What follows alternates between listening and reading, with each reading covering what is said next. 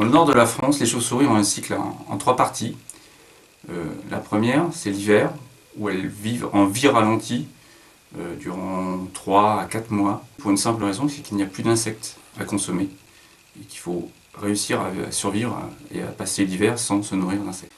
Au printemps, elles gagnent les gîtes de mise-bas, qui sont des greniers ou des caves, afin d'élever les jeunes de l'année. En fin d'été, au début de l'automne, les chauves-souris entament un troisième cycle qu'on appelle le transit ou le swarming.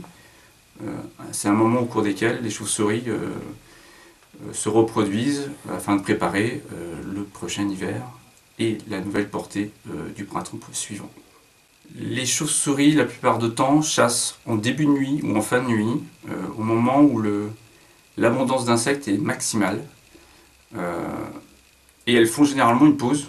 On parle souvent de la pause du jour, mais elles font aussi une longue pause durant la nuit, à la fois pour allaiter les jeunes durant la période de lactation, et puis également pour se reposer tout simplement, avant de repartir en fin de nuit et reconsommer le bloom d'insectes qui est présent à ce moment-là de la nuit. Les principales menaces qui pèsent sur les chauves-souris sont la circulation routière, le dérangement dans les gîtes d'hivernage et les gîtes de mise-bas, mais aussi la modification de leur territoire de chasse, notamment l'usage d'un certain nombre de produits phytosanitaires ou l'élimination de zones très fortement productrices d'insectes comme les haies, les lisières ou des prairies très riches.